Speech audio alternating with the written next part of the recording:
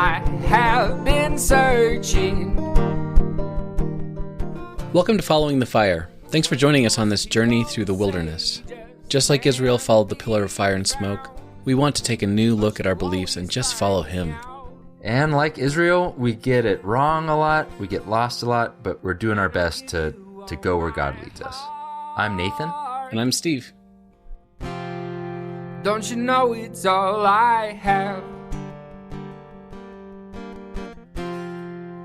But even on my heart. Well, welcome to Following the Fire. Happy to have everybody here on the podcast. We are back from our 2-week hiatus for Thanksgiving. Happy to be back. Good to see you again, Nathan. Hey, hello everyone. Good to see you, Steve. It's nice to have a break every once in a while. It is. We kind of didn't plan it. It just kind of worked out. Yeah. And like, I'm okay with it. Like the most breaks that I take, I didn't like read a bunch of books or catch up on anything. Yeah, the first thing I did was write a to-do list for my vacation time. And I promptly did like one of the 12 things because I accidentally did. Yep. Yeah, on accident. That's funny. Yeah. I have a impact matrix. I believe we've spoken about that. But yeah. I have a bunch of sticky notes on a window in my house, arranged by impact to my life and how easy they are. So I always do the top left one, which is high impact, low effort. I think right now what it says is buy a pair of pants. Because I have maybe 10 pairs of pants. Maybe 7 of them are the exact same pair of pants. Really? Like, you know, I just look at the label on the back and order another one when I need it. But all 100% of my pairs of pants right now have a hole in the right knee. The right knee. Uh-huh. Okay. None of them have a hole in the left knee. They all have a hole in the right knee. You cross your left leg over your right, don't you? Oh, what?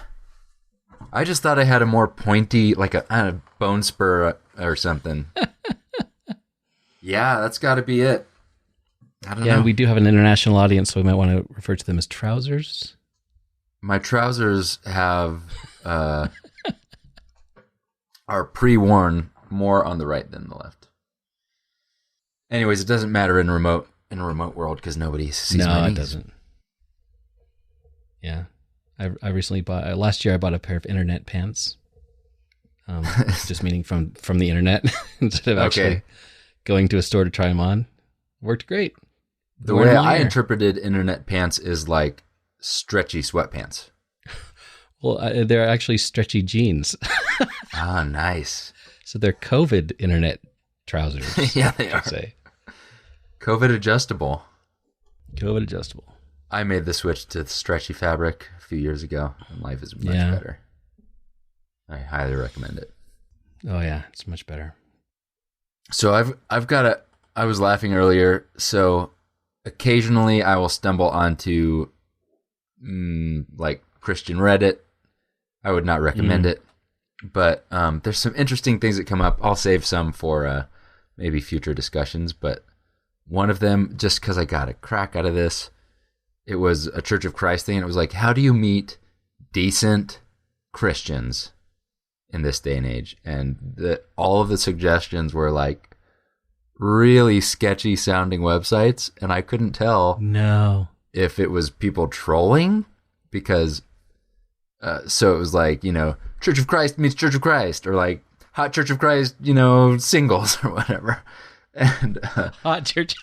It was just like, that cannot be real. And so Sanctified Church of Christ singles is what you're looking for. Mutual edification .com. But I was scared to I was like, man, I just want to see so bad what this looks like, but I was scared to type it in because I was sure this is just like direct line to a virus. But one of them apparently is real. It looks real sketchy. It's probably real and also stealing information. It seems to have like 7 people total. And it like one of my favorites, usernames was Proverbs 31 man. So that's the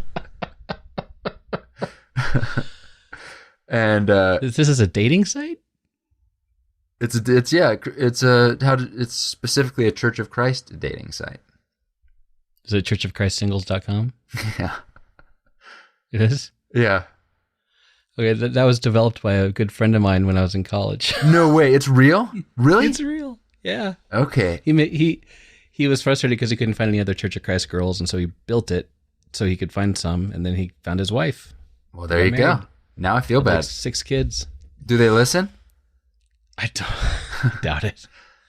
Yeah. Just to it correct me looks up. like a year 2007 website though. It hasn't does. been touched in a long time. Yeah, that makes me feel better because I was like, this has got to be like Russia just stealing people's information. I mean, hey, if you're looking for love and you have a very narrow, Yeah, band of acceptance, go for it. that's what technology is good at doing. Yeah, my buddy Jim, who made this, is super good guy. I assume it looks like it's still active, so he must still be doing it. I don't know. That's funny.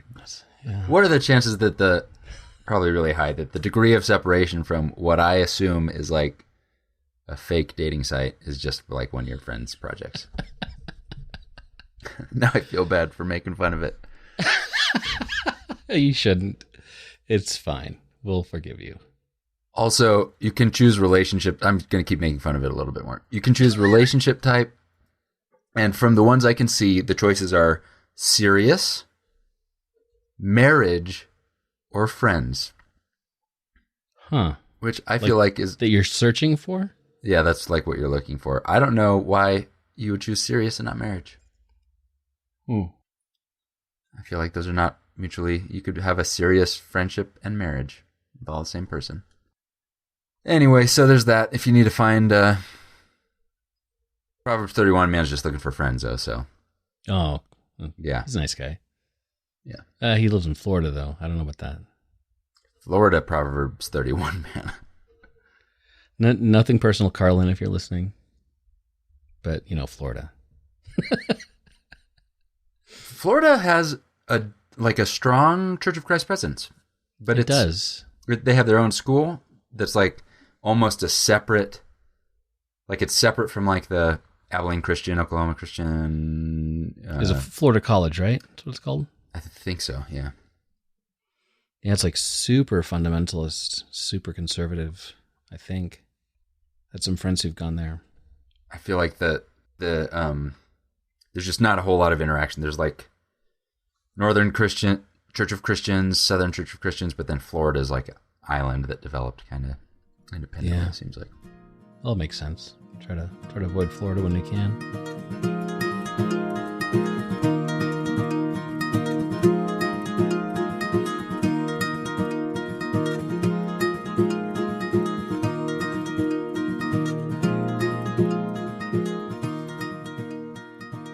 So tonight I've got a kind of a crossover between psychology, which is kind of one of my hobbies, and faith, which is kind of one of my hobbies. Yeah, does it sound... Are you allowed to call it that? You know what? I just realized one of my callings. Callings. Maybe that's it. I feel like beekeeping and brewing are callings of mine, and faith. Calling. They're not hobbies. They're not hobbies. No. Yeah, it's what I was meant to do. Well, if you're making honey or maybe mead, right? Yep. Honey combines all of them. I make it some honey and water and just let it sit there. Yep. Yeah. Possibly the original alcohol, because it's one of the few that you can make on accident and it still tastes good. There's a really good documentary. I think I saw it on Amazon Prime called "How Beer Saved the World." It's been around a while. It's really good, talking about how because of beer and like the accidental possible formation of grains and sitting in water for a long time, how that allowed people to live, because for so long they had just all the water was nasty once we started living near each other. But you brew beer and water is suddenly not nasty. I have even heard it argued that beer and bread either existed at this, like came about at the same time, or that beer could have even been first. Yeah, I heard that. Isn't that crazy? Yeah. Yeah, and the folks who built the pyramids were paid in beer. This is like liquid bread. Yeah. They found like the inscriptions and stuff like, this dude gets a barrel of ale for his work this week or whatever. Wow, that's so interesting. I like reading about historical beers, and there's a book I have about like Belgian like working farm beers, and if you were a worker, you would get your beer for the day, and it was your lunch. It was your hydration and your lunch, and kind of part of your wages. So, cool. How do we get it? I don't know. Hobby, psychology and faith. So, right. So psychology and faith. So we know, and I'll get into what it is in a minute, but let me set the stage, All right. if you'll allow me. Paint us a picture. You may not realize this, Nathan, but the world is currently clearly falling apart. Yeah. Also, my pants on the right side, and our country on the right side. Sorry. Sorry, that was really good. But so the world, yes, the world is falling apart. The country, especially on the right, the United States, especially, is falling apart. And I've seen a lot of videos recently from around the world of people like basically saying, "Hey, America, are you okay? You guys doing all right?" You know, not just from the politics, but just the coronavirus stuff and just everything. Everything's falling apart. Have you heard of Jordan Klepper? Is he a comedian? Yeah, he's a comedian. He's like on the Daily Show with Trevor Noah, and he goes. He's known for kind of going around to like Trump rallies and stuff, and interviewing people. It's kind of like a Jay Leno when he used to do like the people on the street stuff. Yeah. Yep. And I've watched him, interview people at Trump rallies who are so clearly going against their own interests and who contradict themselves and who appear to be just going along blindly with whatever Trump and his opinions say. And it's frustrating. But I mean, I've seen my family members eating this kind of garbage, and I have a just sort of distant family member who's very anti-mask, anti-vax, and really into all the QAnon stuff.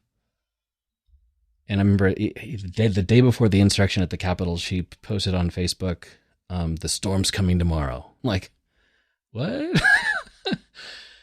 And her entire family, kids and all, contracted COVID, and her husband was put in the hospital for several weeks, almost died, and she's still claiming that it's all false. It's like just made up. Right. And good, strong Christian people who I used to look up to are still buying it, still claiming that the election was stolen, and these sweet people are suddenly super xenophobic and hateful and violent and all this stuff. I mean, it's too depressing. I could go on, but the level of insanity in the USA has spiked in the past 5 years. It seems. Because has it really? I mean, maybe we just know more about things and people are louder than they used to be.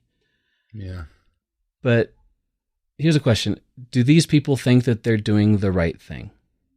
Yes. Absolutely. Yes, of course they do. Yeah. Nobody, very few people think that they're the bad guy. They think that they have figured it out and they're doing the right stuff. Are these people on the right, are they the only ones making illogical decisions? Nope. No, of course they're not. Have you, Nathan, ever made an illogical decision? Yes. When it goes against your own interests? I'm known for that. That's one of my personality traits. Is it one of your hobbies? It's one of my callings. Yeah. Yeah, so it's not just writers at the Capitol. I mean, we all do this. And it's easy to just throw stones at the folks who are currently in the spotlight for being blinded by whatever it is. Yeah. But it kind of got me thinking, why are we doing this to ourselves? I mean, God gave us the gift of intellect and reasoning in order to figure this stuff out. I mean, I grew up being taught to exalt and praise the values of logical thought and truth, and always think through things, pay attention to what's going on, and use your reasoning skills. But it just doesn't happen. And the problem is not that we are necessarily deceived or that we are trying to do the wrong thing. I think the problem is that we're humans and our brains are lazy, just to put it bluntly. But it's lazy in a good way, usually. It usually helps us. So I manage a bunch of software engineers at work. Mm-hmm. And one of my team leads often says that the best software engineer is a lazy one. Yeah, I've heard because they tend to figure out the most efficient way of doing things so they can write the least amount of code, which ends up being better because less code equals less bugs and less problems and on and on. So our brains are kind of like that because they like to come up with shortcuts and ways of figuring out what's going on without having to think through the whole thing. So we develop these. There's just so much information to process in the world to make decisions. You'd kind of go crazy walking through the world, trying to process all of it by piece, and noticing everything, remembering everything with equal importance. Right, and that's actually one of the theories of why what the frustrations of autism can be. There's like my daughter's autistic. She's got some fascinating and amazing abilities, but processing things is a struggle for her sometimes because people with autism tend to literally process everything equally. They hear everything, they see everything, and they remember everything. Right. That's a heavy load on your brain. Yep. And so when their kids are young, they often just kind of shut down and they're nonverbal and things like that because they don't have this. Their brains are just wired differently, so they don't have the ability to filter like this.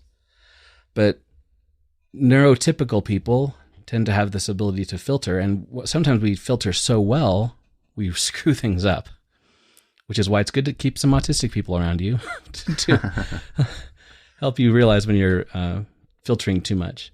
Right. And it's often referred to as pattern matching because that's what it is. Our brains look for patterns. Everywhere we look, we're looking for a pattern. Yeah. And it makes life easier and manageable, and it can keep us alive. Like in the forest, back in the good old days when we were living in the forest, if you hear footfalls behind you that don't sound quite right, quite like a human, you turn around and you see 4 soft padded feet connected to a mountain lion. It's good that you saw that because you heard something that didn't fit the pattern. Yeah. But sometimes they're wrong. Our pattern matching is incorrect. Back to the forest thing, I may be in the forest and I see a bush moving and I hear some sounds that match the pattern perfectly for a deer. So you might shoot at it only to find that the movement was your buddy Daryl. And now Daryl can't sit on anything for a month. Right. So the name for these things in the psychology world is cognitive biases or logical fallacies. They're sometimes kind of both referred to. Logical fallacies is kind of technically a subset of cognitive biases, but it's neither here nor there. So I know that we've talked about these a little bit in the past, and I'm sure our listeners have heard about these to some extent. But they're basically pattern matching shortcuts that we use as filters throughout the day. Once again, sometimes helpful, but usually if it's titled as a cognitive bias, it's usually something that's going to cause problems for you, or often actually keep you away from the actual truth of what's going on. And they're usually so unconscious that we don't even notice them, but they're there nonetheless. Yeah, I always think of like driving to work and you literally don't remember anything that happened on the way to work. Mm-hmm. Or the one that's always so powerful to me is sitting in a room and then the air conditioning shuts off and you only notice that it was on when it changes, right? When the pattern changes, because your brain decided that's not important anymore. Don't listen to that. I didn't make a decision to do that. Right. It's my brain being efficient and making some decisions that I don't know about. And so that applies then to not just driving to work or listening to, a sound that's constant like a babbling brook near my house. It starts to apply to watching a television show or having a conversation. But at the same time, if you were allergic to air conditioning, for example, you would notice if it's on because you would be tuned to listen to that thing because it's a thing that's an issue. So you'd be Gotcha. you'd be alert, right? Right. And so that's how our mind works. We have this really fascinating way of having a hard time seeing things or understanding concepts that we don't have words for, or that we don't have a shoebox to put it in. Mm-hmm. And this one reason education is so important and why words really matter. I mean, sometimes you get into like these semantic discussions and people's like, it's just semantics. Well, sometimes, yeah, but sometimes there's a reason there's a different word for the thing. And just a quick side note on this, that there have been several studies talking about how investigating how language impacts the perception of reality. Have we talked about this? I don't think so, but this is a fascinating topic to me. Like color perception? Yes, exactly. That's where I was going with this. So there's like the Russian words for dark blue and light blue. Yeah, they're different. Yeah. So Russian has separate words for dark blue and light blue. Not so dark and light are modifiers on the word blue for us. Right. So if you show multiple shades of blue, we'd say, oh, those are blue. Right. But a Russian person would have names for those different shades of blue, specific, just like we'd say blue or green. The test setup for this has been done several times, probably the Russian and English because they're both really widely spoken languages. They set up the computer screen has like 2 colors of blue blocks on the bottom row, like one slightly lighter than the other one, and then a block above, and you're supposed to pick left or right which one matches the block above. And so if you're a native English speaker, they found that it's harder for you to discern what those colors, which one of those colors is the matching one.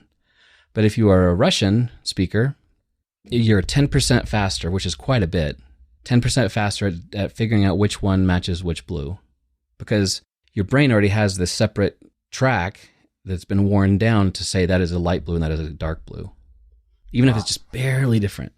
And then also on the other side, researchers worked with the Himba tribe in Namibia, and in their language, there's no word for blue, but they have lots of words for green. And they showed these folks in the tribe, like a bunch of squares of green. And one of those squares was actually like a light blue. And they said, pick the one that's different. Pick the blue color. Some of them completely failed the task.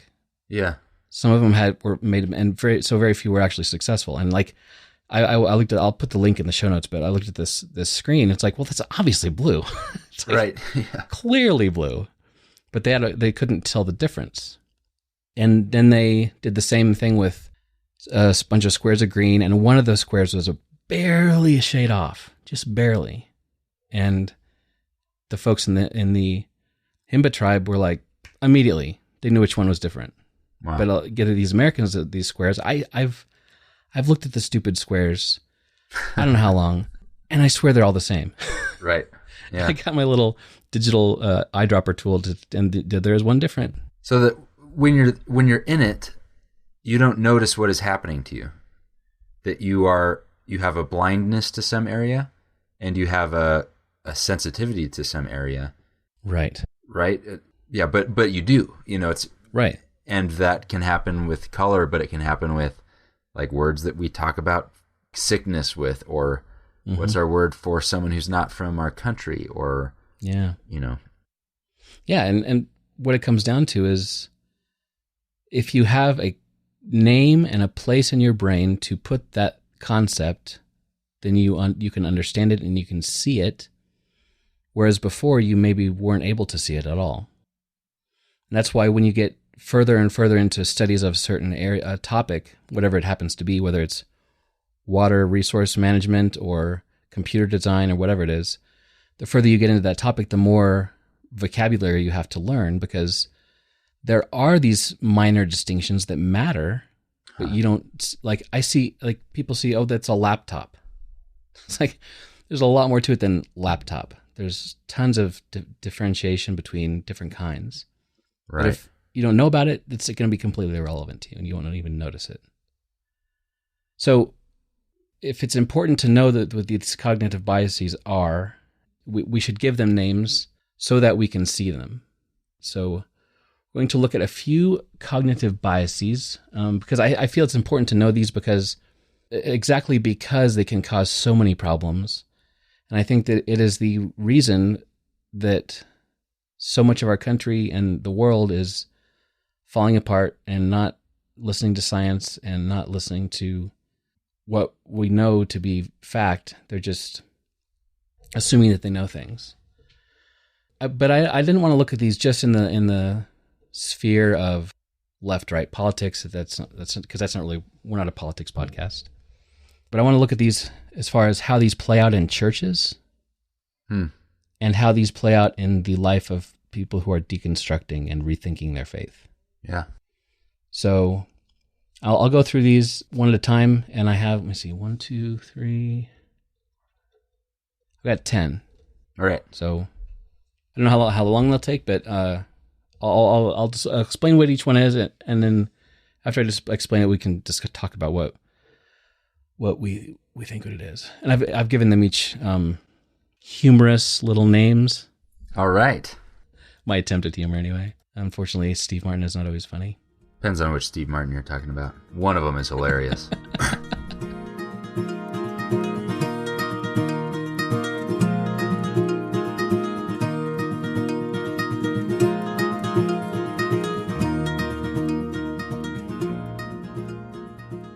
The first one that we've heard a lot about is the availability heuristic. And once again, heuristic is just a term meaning it's a mental shortcut. So a bias. And I've renamed this one it's availability heuristic or the I only watch one news channel bias. Okay. And what that is relying on information that is easily available or easily remembered or common as a basis for your decisions and for your beliefs. In other words, the more you hear about a thing, or the more you can remember a thing, the more prevalent you think that thing is. Like, I don't know anybody who's died of COVID, so it's no big deal. Right. Or the Broncos are the best football team in the world, just because everybody around me, that's the only football team I see, right? Yeah, that's interesting. Yeah, that's the reason I'm a Rockies fan, right? Yeah. It's because that's the team that is in where I live. And then I'm trying to think about, I feel like reading scripture or going to a sermon-based church, often you're going to have one person who does a lot of the talking every week. So there's some availability there that is, what is that one person's perspective? Yeah. But also, if you've heard a story in Sunday school, and then you approach that story as an adult, are you going to come with what you already think the story is about? Yeah. And kind of miss the details. Or if you back to the church thing, if you are in a small church of a certain variety, and that's the only kind of church you ever hear about, you think that that's the only church that exists or the only church that matters. Or if you only hear about, one of the reasons there's a lot of people still complaining about the stealing of the election is they say, I don't know anybody who voted for Biden. Therefore, nobody voted for Biden. Therefore, it's been stolen. Because I remember I saw one gal saying in a video how you can drive from, she mentioned these two spots in Alabama, I think it was. She's like, I could drive for 500 miles in Alabama and never see a Biden sign ever. All Trump signs. So all of Alabama thinks that everybody voted for Trump. Right. So, I mean, that's the political side of things a little bit, but the same happens with churches. I wonder if that will happen as well in your socioeconomic rung, where your imagination for what rich and poor is, or even what someone's life is like. Yeah. You'll put that, just what you're used to, on someone you see walking down the street. Not to mention thinking a continent away or whatever that is, where your picture of the world becomes, you just assume it's this everywhere. It's whatever I'm doing. Kind of some flavor of that is what everyone's doing. Yeah, like in our neighborhood, we have it's admittedly a very white, like upper middle class neighborhood, and the Facebook page is like annoying and sad because there's a car parked outside that has rust on it. should we call the police? It's like, right. Just because everybody has nice cars around here doesn't mean that the rusty car means someone's trying to break into your house. I mean, yeah, all the people that I know that are nice have nice cars. I just saw a not nice car. Maybe they're not a nice person. Right. Exactly. So that, and I'm going to kind of go through these in an order as far as like how in my mind, as far as mentally how they kind of fit together.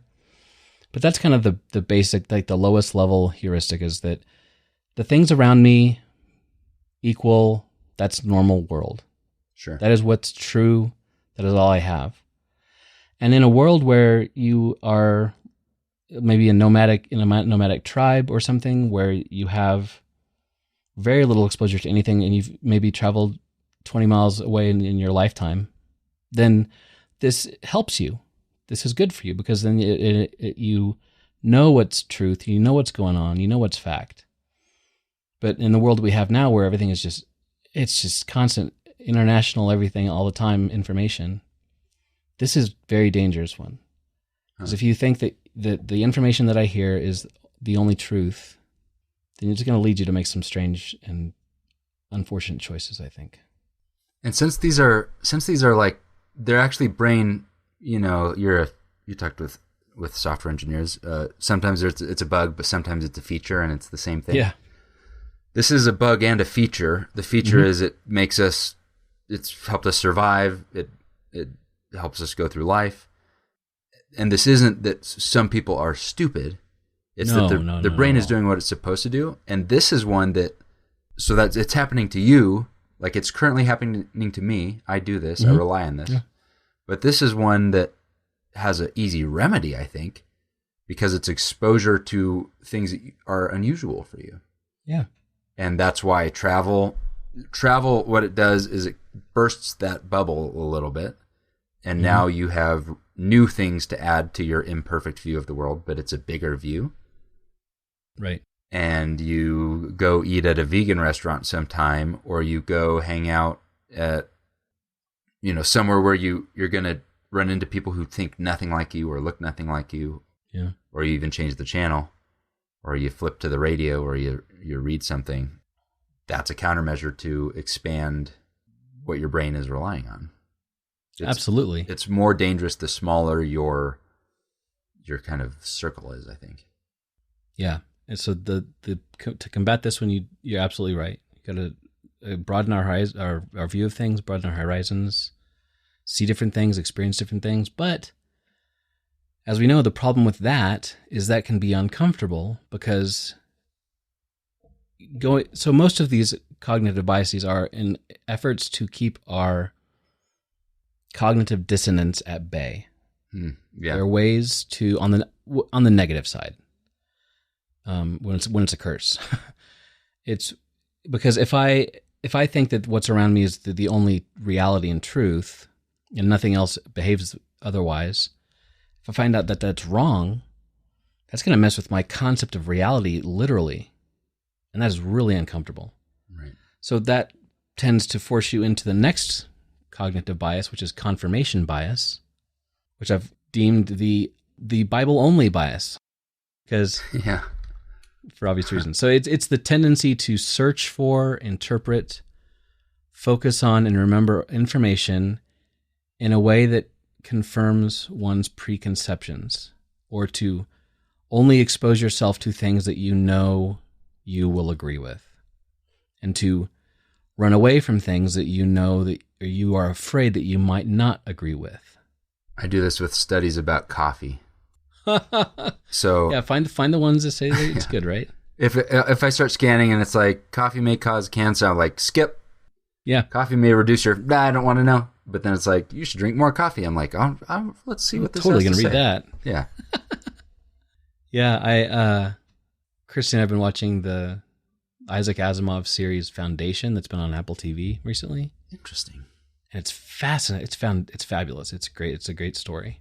Is Isaac Asimov alive? Oh, no. Okay. Is it new? This was written, Foundation was written in 1951. It's like a series of books, I guess. Okay. But is it a new show based on... Yeah, they just made a show about it, and really like a space opera type thing, right? Cool. All right. But in it, there's a planet of people where one of the main characters is from, and it is against the law to be curious about things. Okay. Like, you'll be taught what you need to know, and if you're curious about what's different or what's out there, you are shunned from society or put in prison or kicked out of the group or whatever. Okay. That's like an entire society built around confirmation bias. Only learning what we know is safe. Yeah. I only watch news that agrees with my preconceived notions. I only read biblical scholars who agree with my preconceived notions. So it's one thing, because you can kind of do that on purpose a little bit. Someone could say, I only listen to Fox News. Mm-hmm. But the cognitive bias is, but when I do flip over to MSNBC, I've already kind of have told myself what I'm going to see there, and then so therefore that's what I see. Or when I watch Fox News, I've already developed kind of a framework for what I believe happens on Fox News, and so I'm going to turn it on and prove myself right. Exactly. And that's not something I did on purpose. That's happening because my brain is trying to avoid that cognitive dissonance. Yeah, and that's why in the definition of the thing, the interpretation of the information is one of the items, because it's not just avoiding it.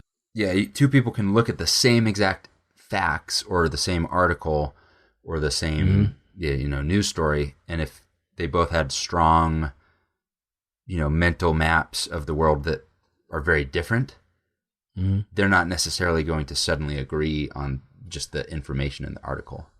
Right. Yep. And we kind of what we do see, we kind of filter like, what do I already believe? Does this new idea or piece of information confirm what I already think? Does it fit in the frame of what I already constructed? And if it does, I can accept it. If not, I'm going to ignore it and pretend it's wrong or doesn't exist. Right. And there's a great comic I'll stick in the show notes as well, by the comic writers, chainsawsuit.com. Sounds right. Anyway, that sounds way more dangerous than churchofchristSingles.com. I haven't gone to the website, so I can't vouch for what's there. But this guy's sitting in front of his computer and he says, I've heard the rhetoric from both sides. Time to do some of my own research on the real truth. And it shows the Google screen, and the first link says literally the first link that agrees with what you already believe. And he clicks on it and he goes, jackpot. It's like, nailed it. The first link that agrees with what I already believe. I've done my research. I've done this before where I'm Googling something and I know that I'm right about it, and the first 10 links disagree with me. And so I alter my search terms. I'm like, oh, my bad. What I meant was... Yeah. And I tell myself, well, I know what they're going to say, so I don't need to click on that link. Right? Yeah. And this is so common in the Christian world. Well, in any world, really. But I mean, we're talking about Christian world right here. But especially, this is what comes to a lot of the biblical stuff that I've been wrestling with and struggling with lately. As far as I've known that a lot of this critical scholarship stuff, like we were talking about with Trevor, I've known that that's been around forever. Yeah. And I've heard Pete Enns in his in the Bible for Normal People podcast. He said in his, I think he said in the most recent episode, how when he went off to seminary, multiple people told him, be careful what you learn so you don't lose your faith. Make sure they don't teach you something that's wrong. Implying everything that you know now is right and it is the only right. Be careful what you learn, and be careful what you read. Be careful what you put into your brain, because that might mess you up. And I've known that a lot of this stuff exists, but I've purposely avoided it. There's a pretty famous book called The Five Gospels. It's basically this group called the Jesus Project, I think it was called. They got together and sorted through the four Gospels, they included the Gospel of Barnabas, I believe. Gospel of Thomas. So the four Gospels we have in the Gospel of Thomas as well, and to figure out what Jesus actually said, what of the what we would call the red words. Okay. Which red words are actually red, which are kind of pink because maybe he said it, and which ones are gray because I don't think so, and which ones should be black because he definitely didn't say that. And I haven't read it yet, but it's been on my shelf for decades now, at least 25 years, and I haven't touched it because I've been afraid of what I might learn. And now that I'm learning all this stuff, I'm like, maybe we should pull that out and see what it has to say. Not that it's always right, but I don't know what's in there. And we're just so good at that. I've had a similar feeling, but it's where I will read something and I either have my guard up and my suspicion is high, or I'm kind of allowing myself to be vulnerable and be like, entrust myself to the book I'm reading. Mm-hmm. And sometimes it actually bothers me because sometimes it's like I've heard about someone's reputation, but that isn't my experience. Mm-hmm. So all of a sudden in my community, so-and-so is a bad guy, is identified as not in, and there's maybe a book I was meaning to read, and all of a sudden, if I do get to it, I just read it suspiciously. Mm. And I've shared this before, that this actually happened to me when I read the book With by Skye Jitani, now one of my favorite books in retrospect and one of my favorite Christian writers. But it took me most of the book, I was just so suspicious of this guy, probably because of a foreign sounding name, probably because there were a few things that just, I thought, man, am I being tricked here? Yeah. Right? And a similar thing, I read Preston Sprinkle recently, and I know of his reputation on one side of his argument. And so I have the same thing where I'm like, my guard was up even though I didn't really want it to be. I wanted to be approaching something without preconception, but I couldn't do it. I just couldn't be be objective because I was already, my brain was trying so hard to steer it to where I know it was supposed to go. Yeah, it's hard. I mean, we can try to pull ourselves out of these, but it's really hard. But at least noticing that you're doing that is very valuable, I think. You know, with the confirmation bias thing, I think, once again, it's the solution, at least partially, comes down to exposing yourself to more stuff. And partially seeing that, you know, it's not necessarily going to destroy things because you know some information that you didn't know before. So confirmation bias is a pretty common one that we lean on heavily, and we really should probably be careful when we do. Moving on to that is shared information bias. This is kind of a new one. I was researching some of these.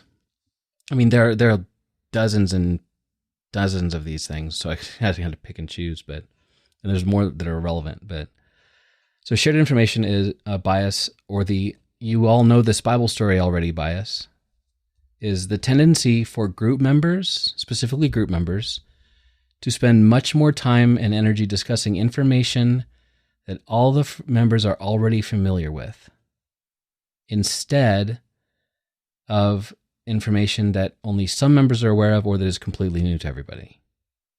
Okay, so if we're in a group of people, we're going to be more likely to focus on something that we all share in common? Is that you all already know about, or that you all already agree with? Interesting. Yeah, because it's comfortable. It's comfort thing. So, like, I remember we had a Super Bowl party at our place about 10 years ago, and the folks who last time the Broncos were in the Super Bowl, and they like fumbled on the 2-yard line or whatever. Sad. It was so sad. And I'm not even a football fan. It was sad. But we had the Super Bowl party here, and the people who had the orange jerseys on, who were like the super fans, we're just sitting there discussing great plays in the past, great games in the past, great players of the past.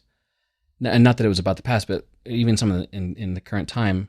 But they were all discussing things that everybody knew. No, there was no like, hey, did you hear about that thing? And they're like, no, I never heard about that. It's like, yeah, totally. And they're like trading the stories back and forth.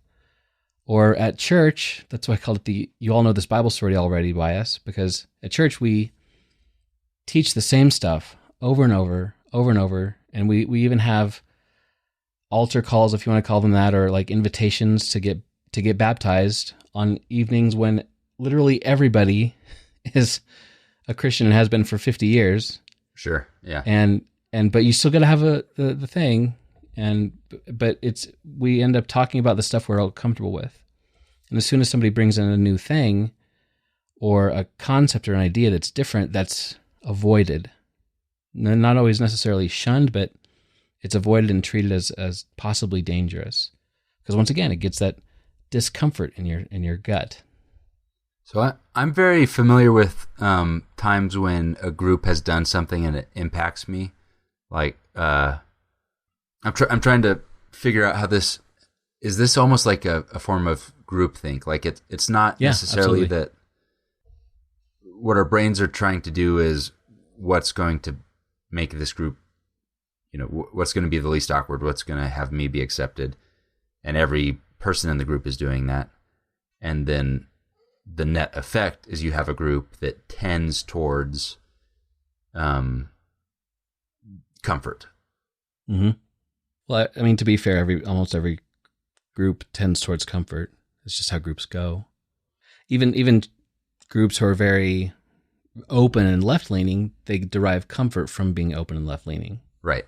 Yeah. And I saw this recently. I'm trying to figure out like if it's the social part of us, like the studies where actors will pretend like nothing wrong is happening, and one person who's not in on it, is in a room that's on fire or something, and everyone else pretends like it's fine, and so they also they so much so that they're ignoring what they see and experience. Yeah, that is coming up in 3. Okay, that's a different one. Yeah, it's so interesting. It's they're very, very similar though. This one is one I'm glad that I have a name for it now, because now that you said that, I'm thinking back, like, yeah, when I hang out with these people, this is what we talk about. When I hang out in a different subgroup at work, this is what I talk about. And then at church, nobody is saying the rules out loud, but somehow I know what they are. Mm-hmm. And I stay in as close to the middle of the lines as possible. Yeah, and I think that's fine. There's nothing wrong with discussing things that you already agree on or already know about, or information you are familiar with. I think that in the context of what this podcast is all about and what we're going through faith-wise, you and I, is that the danger can be when we are in a church or in a group that only does that and is afraid and wary of new information or new ways of looking at things. When that happens, it becomes an echo chamber. And it's a lowest common denominator thing on accident. Mm-hmm. Yeah. Because the idea is some people in the group have different information or more information, but if you all share common information, that's what you're going to focus on. Yeah. Imagine the Bible study where the person who has a completely different perspective because they grew up in a different place, or they're a different kind of person, or they studied something, like that's what would be the most valuable to share with the group. Mm-hmm. Because you learn something, or you engage with something, or you disagree about something. But what we interesting. Shared information bias means we tend to share the thing that we all knew, and we don't leave that room for what some of us didn't know. That's interesting. Right. And closely tied to that's the next one, the illusory truth effect, which I really, this resonated with me. It's the tendency of people to identify a thing as true simply because they've heard it before, irrespective of its actual truthfulness. That's a good one. So basically, repetition equals truth. And so I called this one that's how I've always been taught fallacy. Because if I've always been taught that way, it therefore must be right. Or just, I've heard that once. Oh, I've heard that once. Yeah. Yeah. Or everybody's saying. This is the second time I heard it. Therefore, I believe it. I do that all the time. Yeah. But in a church context, you hear enough times that you hear that something is supposed to be done a certain way. Enough times you think, well, that's the only way to do it. That's true. Yeah, I think maybe what I've heard the most is some kind of statement about the lifestyle of not being a Christian. Yeah. Or like what the family who only comes to worship and doesn't come to class, what that means about them. Right. You don't have to hear that 100 times. It doesn't have to be every Sunday or every year, but you hear something like, oh, et cetera, maybe they deserved what happened to them. After all, they were, they were kind of on shaky ground. It will quickly make you think that that's the way the universe works. Yeah. One thing I heard a lot when I was younger, in high school specifically, was, well, even now, trans people and gay, LGBT people in general are sexual deviants who are basically pedophiles. Right. You hear that enough, you just think that's true. I mean, regardless of whether or not you think it's wrong, you think that they are, in addition to being wrong, they are also a pedophile. Or even like other people don't baptize, or other people don't teach scripture, or they don't, etc. You don't go check. Yeah, when we left the Church of Christ, somebody told me that, well, where are you going to go? Are you going to go to one of those mega churches where you get to believe whatever you want to believe? Wait a minute, that's not how mega churches work. Right. That's not how hardly any church works. But once again, it's the keeping yourself in a bubble and ignoring what's around you, and sharing that information bias, and leading to the illusory truth effect, which is all kind of part of the Dunning-Kruger effect, which is the next one. Dunning-Kruger. This one is, I think I've mentioned this one before. It could be summed up as, we don't know how much we know because we don't know how much others know.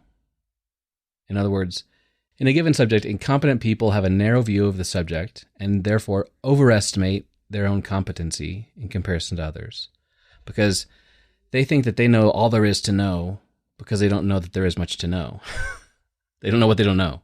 That's so great. They think that they know it all. I want to know if Dunning was the one who didn't know anything, or Kruger. Yeah, so that's funny. So it's it's almost ignorance is bliss. It's like the confidence of someone who knows nothing is high. Right, but on the other side, people who are very competent have a much broader view of the subject, and therefore they know how much they don't know. And so they underestimate themselves in comparison to other people. Wow. Even though they're the expert, they think that their knowledge is below average because their sphere is other academics or whatever in that subject, and they know how much is out there.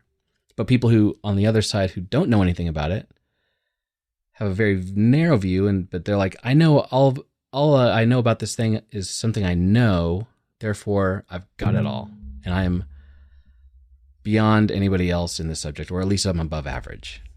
That's so interesting. And this is like, it's like anti-vaxxer 101 right here.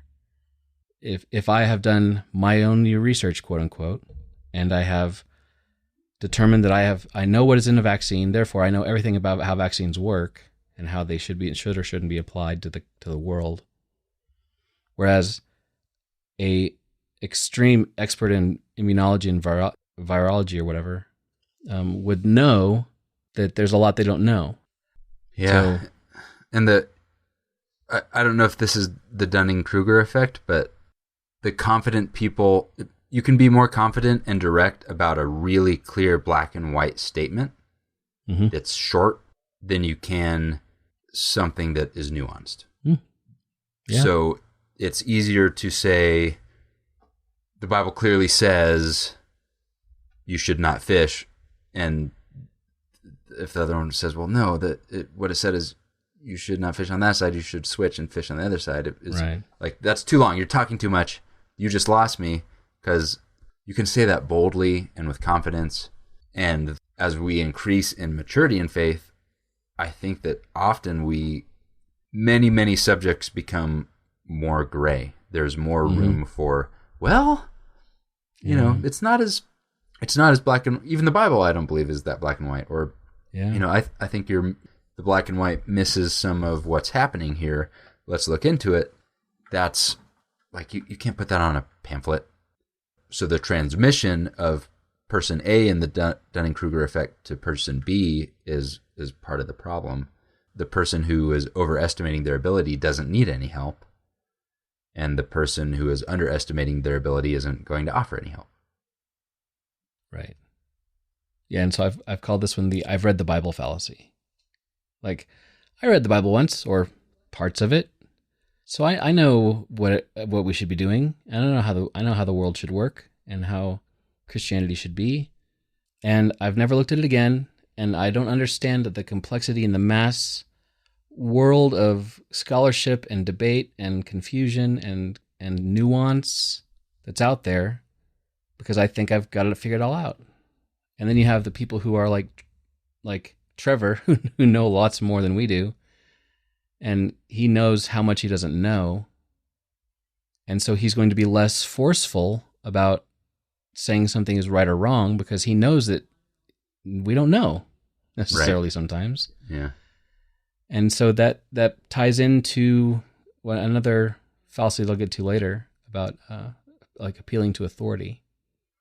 But it's those people. The dangerous combination is people who know a little bit about a subject and think that they're the expert, and turn that into a way to control people.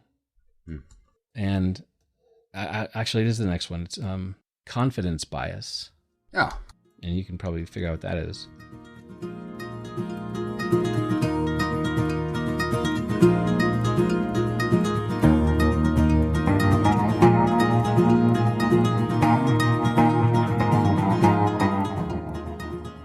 Confidence bias. So if you are really tied up into the Dunning-Kruger effect, and you think that you're an expert in the Bible or whatever, religion, society, then you're going to be very confident that you know that thing and that you are right. And people, therefore, are going to follow you because you're so confident.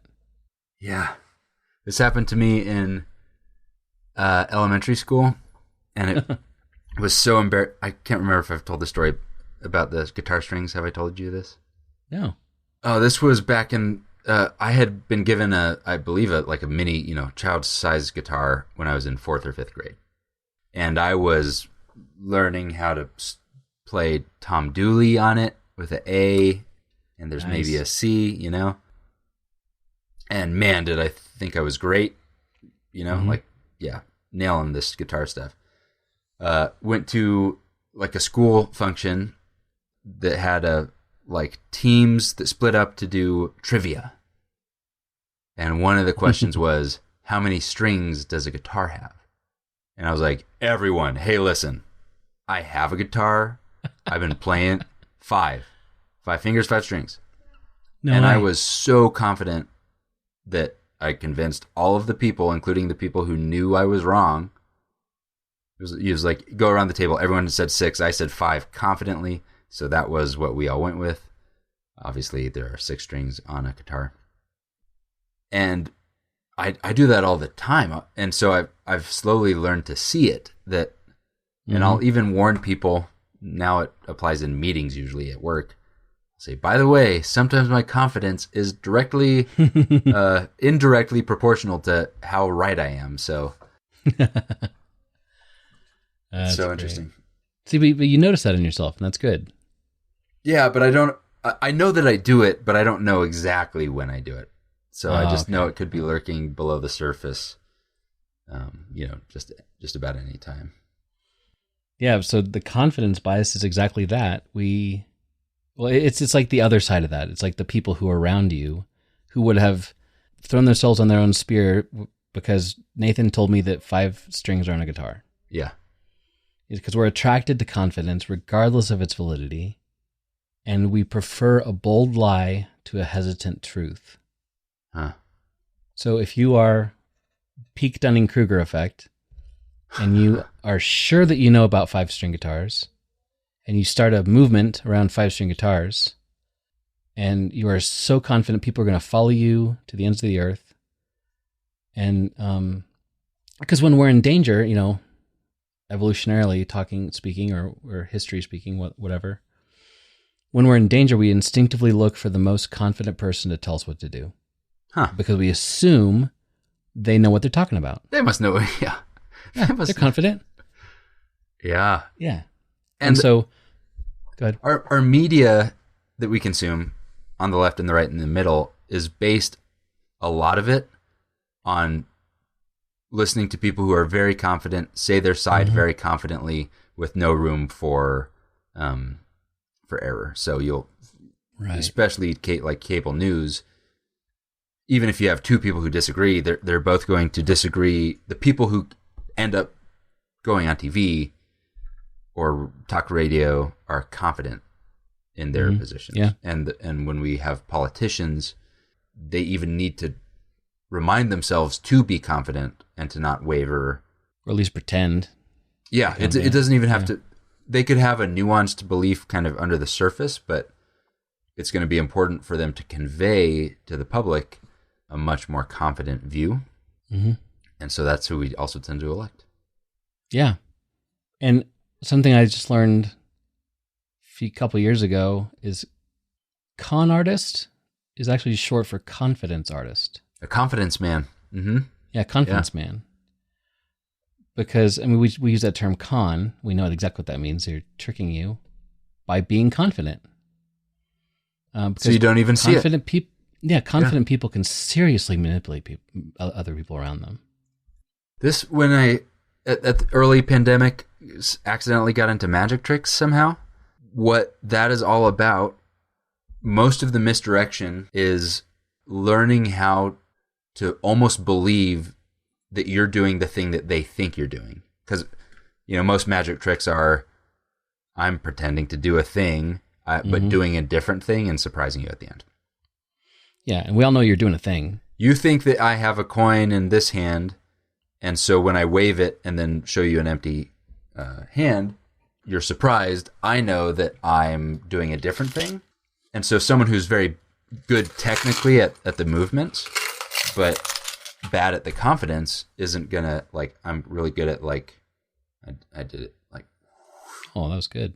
Whoa. Right? You're good. So I can do the technical thing, but what a good magician does is they're staring and they're everything it's all about else. The show. It's all about just everyone's going to believe what you want them to believe. Yeah. So that's a manipulation of a con man or a magician or something, is manipulating your desire to follow that confidence. Or even the best scam phone calls I get are the ones that just launch right into, oh, hey, oh yeah, how's it going? So I was just calling you back. It's like, oh, you were? Okay. Well, it's I'll listen to those ones that just launch in it's like you just invited me into your home. Yeah, so I've called this one the I'm voting for Trump fallacy. Man, that guy must know what he's doing, because he has a lot of confidence. He's the most confident person. A lot of confidence in the Oval Office in a very long time. Not that confidence has to be grounded in anything. People don't care. Yeah. They know it's not grounded in anything real, but they don't care. They just are. They want someone who is confident in leadership because it makes them feel more comfortable. And this is all coming back to comfort and avoiding the cognitive dissonance. Yeah, and so in church, we've mentioned the Rise and Fall of Mars Hill podcast a few times. The Mark Driscoll was a very, very, still is a very confident person. I mean, I've never heard that man say a thing that is not oozing confidence. Sure. He never was a member of a church before he started Mars Hill and spread it to like all 50 states or something crazy, and That's a lot of got confidence. 50,000 members, and Yeah. it's a lot of guts. And people, he figured out what he was doing, but I mean, he's a smart guy, but he twisted and manipulated and hurt people, and they followed him because he was confident. And one of the little phrases in the intro to every single episode of the podcast is a quote, a soundbite from somebody saying, "We have a culture of church members who would prefer a narcissist leading a church." And this is exactly the why. Because we are more comfortable when someone who thinks that they've got it all together is in charge. And that's a scary, scary thing. And you're going to hear more confirmation bias too from that kind of person. So that one of the best things about a narcissist, or maybe a natural reason why a church could eventually either foster a narcissist or kind of create one, is they're going to be confident, and we're attracted to that. But our identity is tied to their identity, which is something that they're going to be constantly having to elevate. Mm-hmm. And so that makes, eventually what you get is, we are correct, we are doing it right, we are better than other people, and that feels good. I'm like, hey, I'm in the right spot. You're in the right spot. This is it. Don't listen to anybody else. You don't need to. Yeah. Either you don't need to, or it's dangerous. Right. Yeah. So the next one is conformity bias. That's it's almost impossible to see when our community can't or won't see it, because we are driven, and this could also be under the realm of groupthink a little bit. Yeah. So conformity bias is all about the pressure to conform, and not just the pressure, I should say, but it's also around the idea that if something is happening that is wrong, let's go back to the Mark Driscoll situation. Mark Driscoll was often very verbally abusive to people, making fun of them, really mean, in front of everybody else. Yeah. If everybody around me feels like that's okay, or if I think the people around me think it's okay, then I'm going to go along with it. I'm not going to notice it necessarily. Wow. I'm going to laugh and think, oh, that's a funny joke. He's being so funny. Ha ha. But we can be convinced of an idea, or be convinced to ignore an idea or a thing that's happening because the group is okay with it. Yeah. That's really strong. Yeah. I've worked in places where I'm the new employee. Suddenly the boss is screaming at somebody. Mm-hmm. And the first thing you do is you look around. And if everyone else is just typing away, which is what happened in my case, it's oh, this is just, I guess this is work. This is what it's like to work. Yeah. And if you are in that kind of situation and you start to have differing thoughts, you can have two choices. You can either speak up and then cause a disturbance in the group, and then you'd be seen as a threat and possibly shunned or kicked out, or you can keep your views secret and then end up emotionally and mentally drained and beaten down because you've got this different belief, and that's a lot of stress. I mean, I know from experience, recent experience, right? Mm-hmm. And it's going to eventually lead you either to change your beliefs back to what the group thinks, or to leave that group. And I think this is where a lot of deconstruction people going through deconstruction, where kind of the breaking point is, they have lived in this conformity bias world, not even seeing things. I grew up in a church where women were not allowed to speak.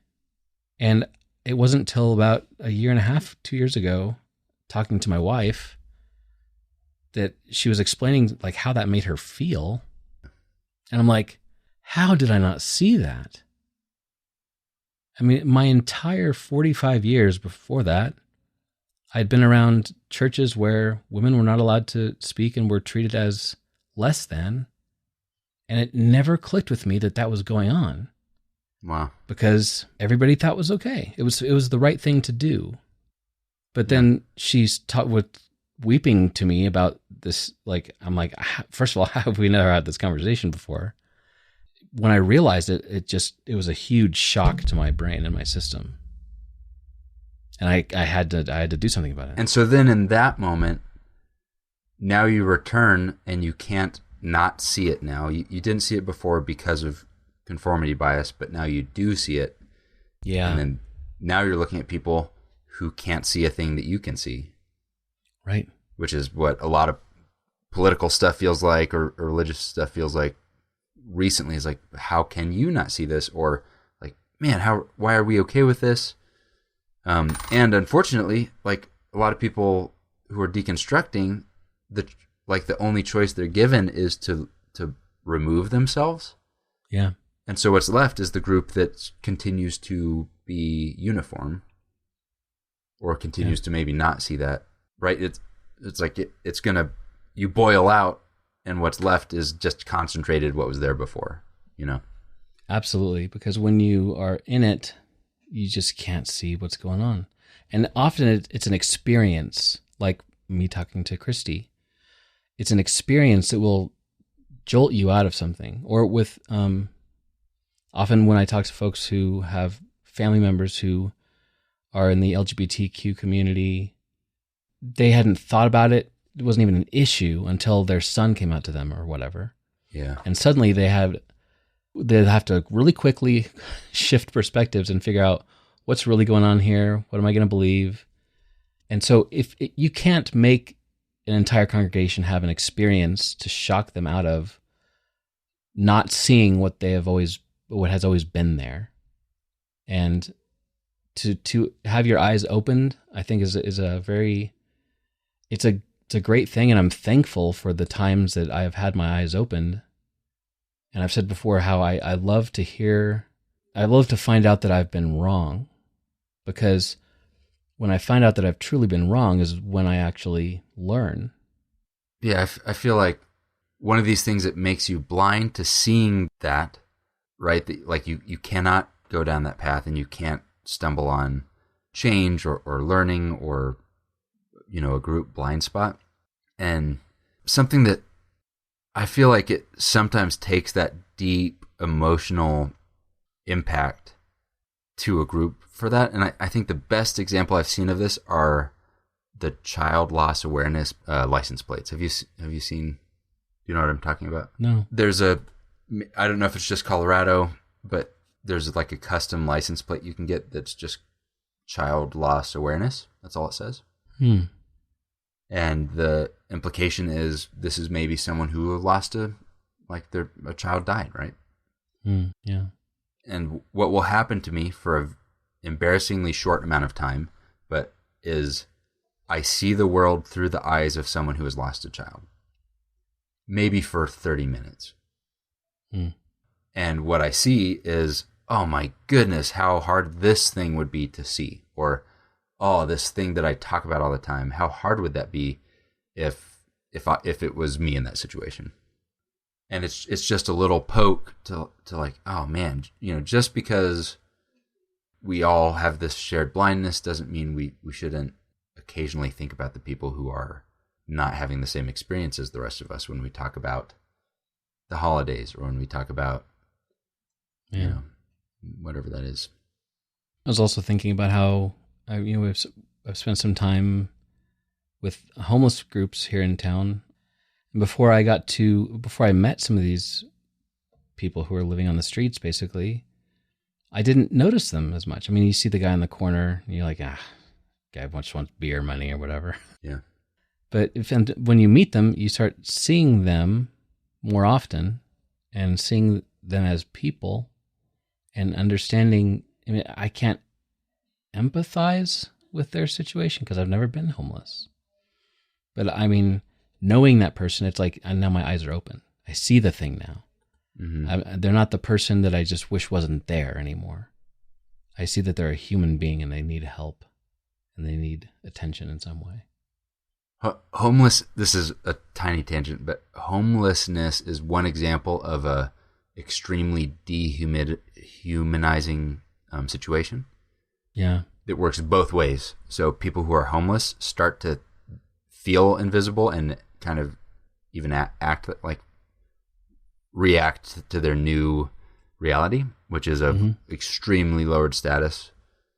And then people who aren't homeless, like, yeah, the filter is there that you often won't even notice that person.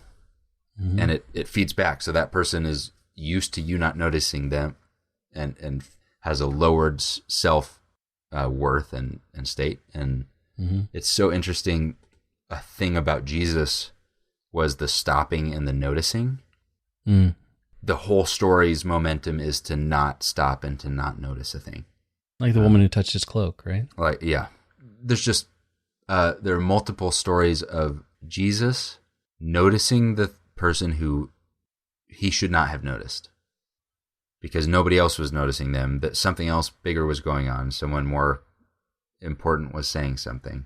And so that we have an example of what does a life look like that breaks down some of those filters and challenges some of those conformities or looks through some of those things that our brains have wired us to ignore. Yep, 100%. So the next one's the last one about that I kind of classed as things that the churches struggle with, and then the last two are kind of deconstruction related. So the last one is, church-wise, is I've noticed that when talking to people who have not left our church or our church tradition, or others who have been, like others that I observe, like on Twitter or Facebook or whatever, who have gone through situations like this, it's kind of the last-ditch effort to say, your new beliefs are wrong, is to say, this is how we've always done this. And that's the appeal to history fallacy. And the fact that that's the fallacy that actions, behaviors, and policies are acceptable because they've always been acceptable. And like I said this in a podcast many months ago, just because something has been done a long time doesn't make it right. It just makes it historical. And just things like, you know, in America, the fact that the president has always been a man, we assume that the president always has to be a man, then it's a man's job. Where it's not the case. But with churches, that's used for almost everything. And that's it's like I said, it was kind of the last ditch effort of people that I've talked to, especially when it comes to LGBTQ stuff, is you're going against thousands of years of orthodoxy. Well, I don't really care about orthodoxy. I just want to know what's right. So if we assume that just because we've always done it that it's right, that's completely wrong. Truth, it's just things should be right that stand on their own, not because they've been done a long time. I think the hardest part about that for me is, the subset of that is continuity. Like, it's hard to see the things that we've always done and that we're still currently doing from an outside perspective. But it's really easy for us to see the things that we've always done, but then we've recently changed, like slavery, Christian acceptance of slavery in the U.S. or segregation, right? That's something that while we were having those arguments, the appeal to history made the most sense. Yeah. But now that seems ludicrous to us. But the problem is it's only visible in hindsight. Like right now, the stuff that we're still doing, or whatever that is, whether it's in our society, I don't know, incarceration. It's acceptable for us to lock people away for a large portion of their time for sometimes small crimes. That could one day seem just barbaric to us, that was our solution, was time out, but forever. But it just seems normal because it's not just historical, but it's both. It's like conformity bias plus historical, I guess is what I'm saying. Yeah, and I think that the appeal to history fallacy, the things that like we've always done it this way, they are phrases meant to encapsulate lots of, like as a shorthand for lots of, like the fact that we've done it this way proves that I'm sure lots of people have thought it through. It's time tested and tried, all that kind of thing. But you can't, that's why it's a logical fallacy. You can't logically say that just the length of something existing makes it okay. Right. And we often are pushed to accept that, especially in traditional type of environments like churches, where there's lots of tradition. Just being told that it's been done that way a long time is enough for some people. But what I'm trying to say is it shouldn't be enough. The Jesus' example is, you have heard it said, but I say to you, Yep. right? So that I'm telling you a new thing is challenging the wait a minute, but we've always done it this way. Mm-hmm. One of the problems is the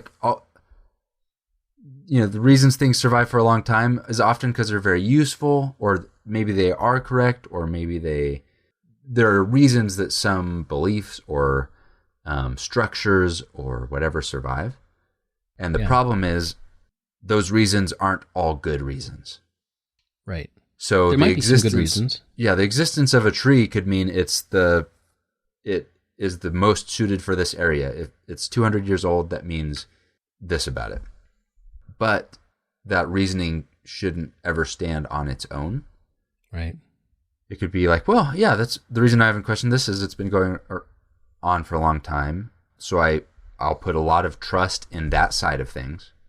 But I don't think it should be slamming the door for, therefore it's not worth looking at that. Or therefore we couldn't have been wrong about that for that long. Because humans have been wrong about some pretty important things for a long time.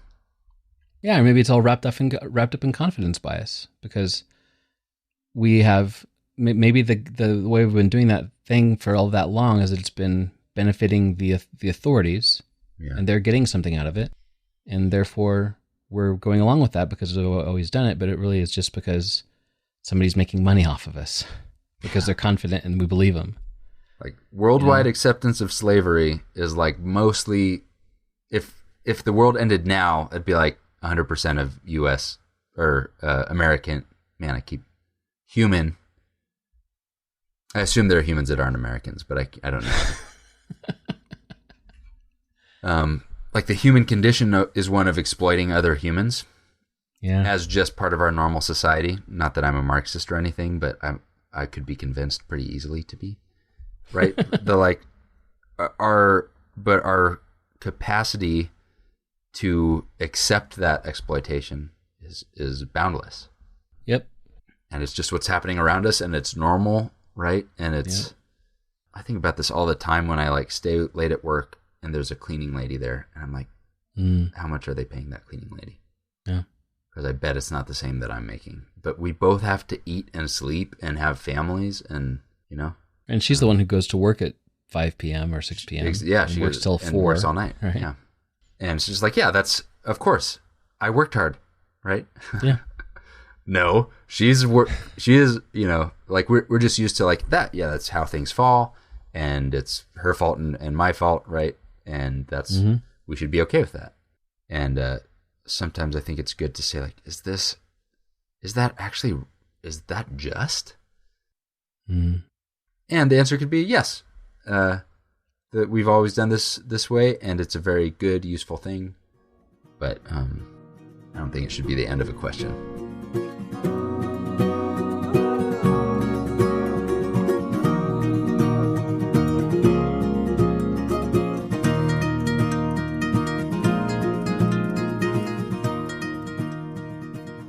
So the second to last one is it's for people. This is intended for people who are on the deconstruction journey and who are having a hard time giving up on some things that they probably should move on from because they know that they should.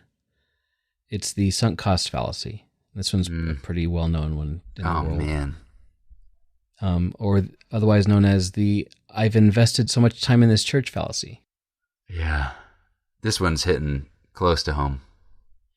Yeah, it's justifying the increased investment in a decision based upon the cumulative prior investment, despite new evidence suggesting that the decision was probably wrong. So I've spent so much time on this, I can't stop now. I mean, this is one that's really hard for humans, just like our brains don't work this way. Yes. So this is why, like, one of the maybe most common ways this hurts us is when we go to Las Vegas, as we all do. Just kidding. I hate Las Vegas, but I do too. I'm using this example, even though I don't actually identify with it. And you put the coins in the slot machine, or you bet on the things that you do. You can't do magic tricks there. They don't like that. And what you think is, if I have spent 100 minutes putting coins into this machine, I should put one more coin in. Mm-hmm. Even though those 100 coins did not buy you any improved chance of winning something. Right. It's still a very bad idea to put that coin in.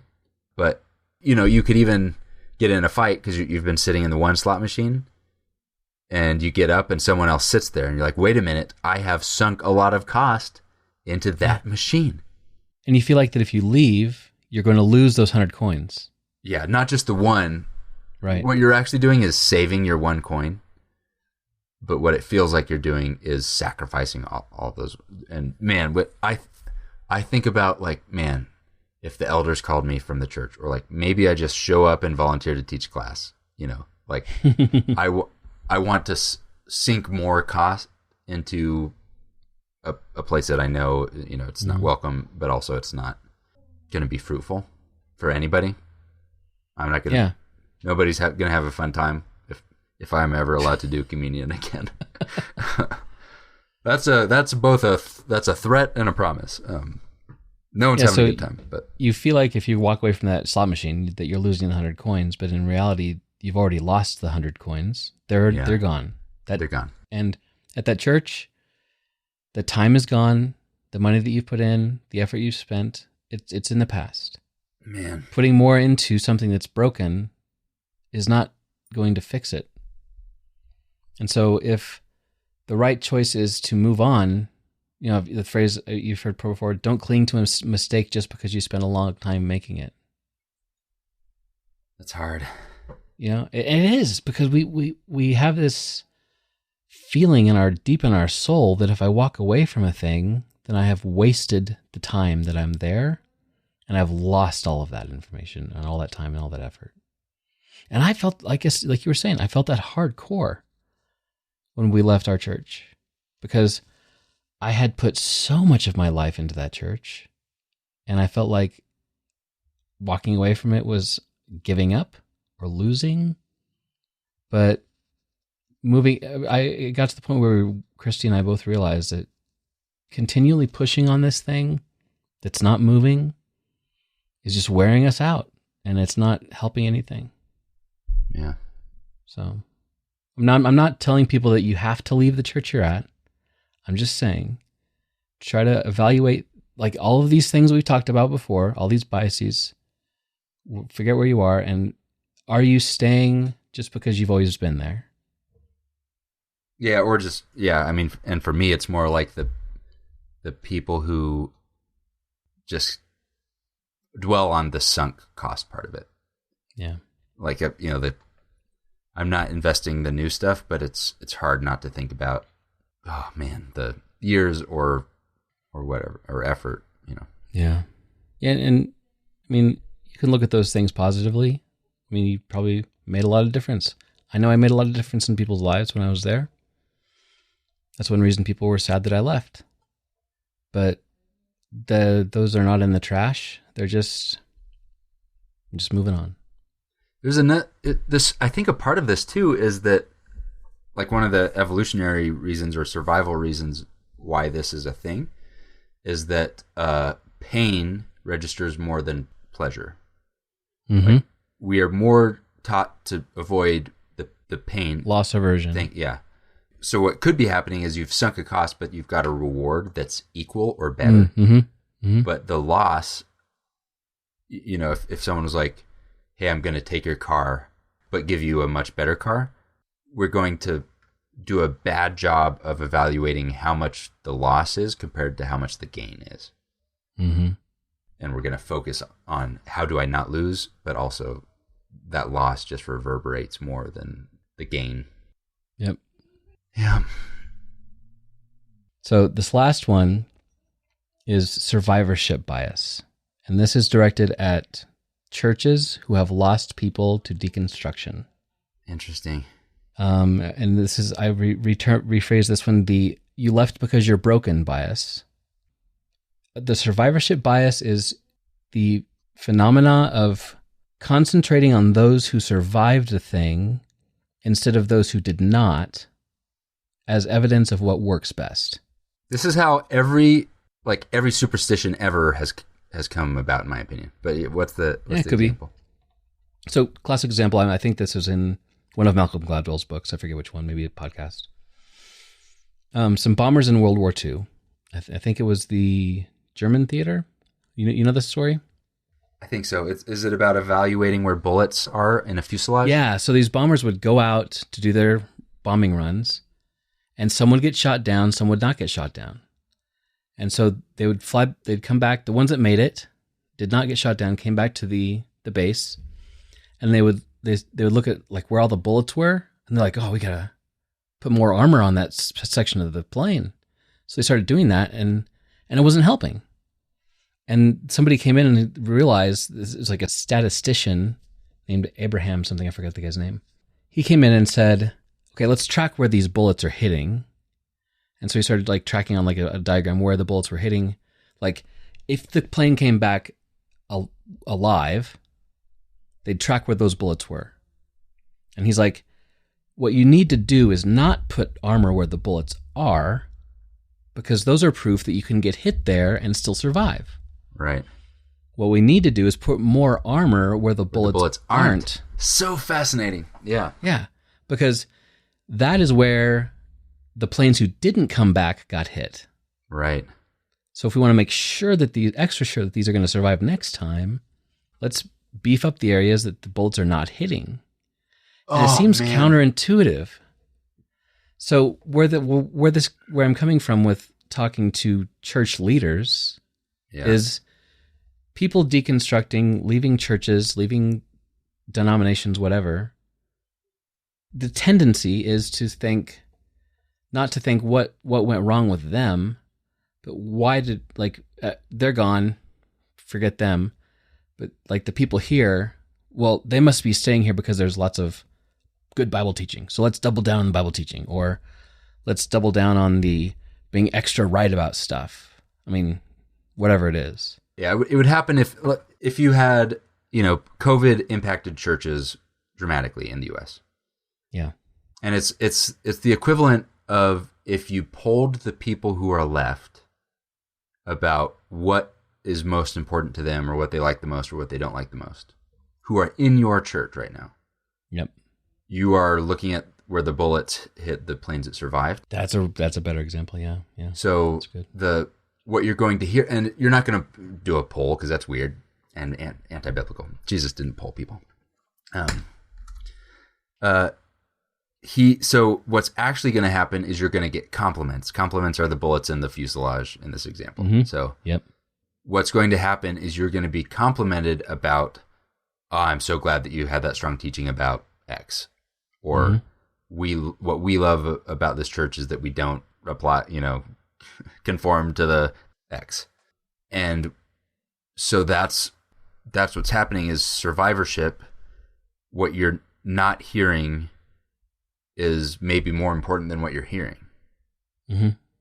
And not that the people who left have more access to the truth, but especially if you have a church that it has changed demographic, like a lot of new people with people leaving or just people left, right? And you've concentrated the group. That's when that story needs to be sent in pamphlets to every church leader, because it's what you're going to hear is we're doing everything correct. Right. Because the people who are left are the people who are either agree with you 100% or don't mind the stuff that was painful. Yeah. So in the plane analogy, if the people who left are the ones who got shot down, right, you need to go find those planes and figure out what happened. Yeah. instead of sitting in your hangar, looking at the planes that are there and reinforcing the stuff you're already doing, because that's not helping anything, and it's not changing anything, and nothing's gonna be different. But unfortunately, I feel like, way back to confirmation bias. People who need to hear that are not listening to this podcast. Yeah. People who are listening to this podcast are either rethinking their faith, or they're beyond that, or people listening to this podcast are not ones who are doing the opposite of what we're talking about, which is kind of, there's probably some people a little bit on the line.